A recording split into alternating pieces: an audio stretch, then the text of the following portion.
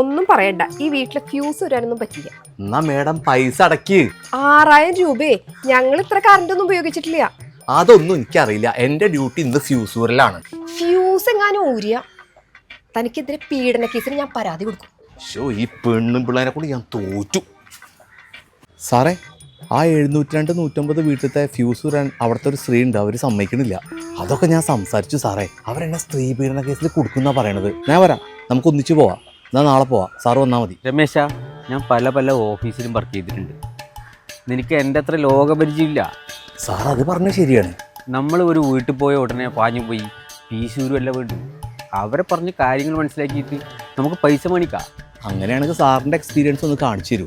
അതെല്ലാം കാണിച്ചു തരാം രമേശ. ഞാൻ എത്ര ലോകം കണ്ടു, എത്ര തരം ആളെ കണ്ടു. വാ രമേശ, നിങ്ങൾ ഇടുന്നാൽ മതി, ഞാൻ പോയി ഡീൽ ചെയ്തിട്ട് വരാം. സാറ് വെക്കോ, ഞാൻ അവിടെ നിന്നോളാം. സാറേ, കുറച്ച് കാപ്പി ഉണ്ടാക്കട്ടെ? അപ്പിയെല്ലാം ഉണ്ടായിക്കോളൂ, അതിനൊന്നും ഒരു കുഴപ്പമില്ല. ശരി. പഞ്ചസാരയിൽ നല്ലോണം ഇട്ടോട്ടു. സാറേ, പൈസ അടയ്ക്കണമെന്ന് നിർബന്ധമുണ്ടോ? പിന്നെ പൈസ അടച്ചിട്ടില്ലെങ്കിൽ ഫീസ് ഊരൻ്റെ ഉത്തരവാദിത്വം നമ്മളതാണ്. അതിലൊന്നും ഒരു വിരോധവും തോന്നണ്ട. സാറേ, തൽക്കാലം ഇപ്പോൾ ഫീസ് ഊരണ്ട, പൈസ ഞങ്ങൾ എപ്പോഴെങ്കിലും അടച്ചോളാം. നിങ്ങളെ അവസ്ഥ എനിക്ക് മനസ്സിലാവുന്നുണ്ട്. പക്ഷെ എല്ലാവരും ബില്ലടിച്ചാലല്ലേ നമ്മൾക്ക് ഈ പ്രസ്ഥാനം മുന്നോട്ട് കൊണ്ടുപോകാൻ പറ്റൂ. പൈസ ഇല്ലാത്തോണ്ടല്ലേ ആ അവസ്ഥ സാറ് മനസ്സിലാക്കണം. ആ ബില്ല് അടച്ചേക്ക്. സാർ ഇപ്പം അങ്ങനെ എൻ്റെ കാപ്പി കുടിക്കണ്ട, ഇങ്ങോട്ട് തന്നേ.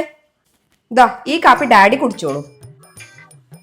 നല്ല മകരുണ്ടല്ലോ, ഇത് അയാൾക്ക് ഉണ്ടാക്കിയ കാപ്പിയല്ലേ?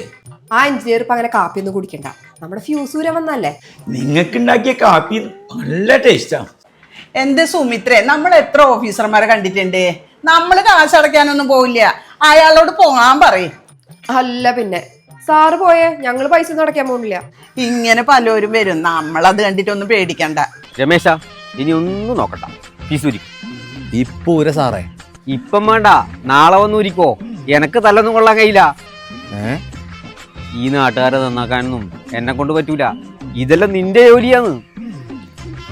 ഓലി പോലെ വന്ന സാറ് ഇതേ പൊടേലി പോലെ.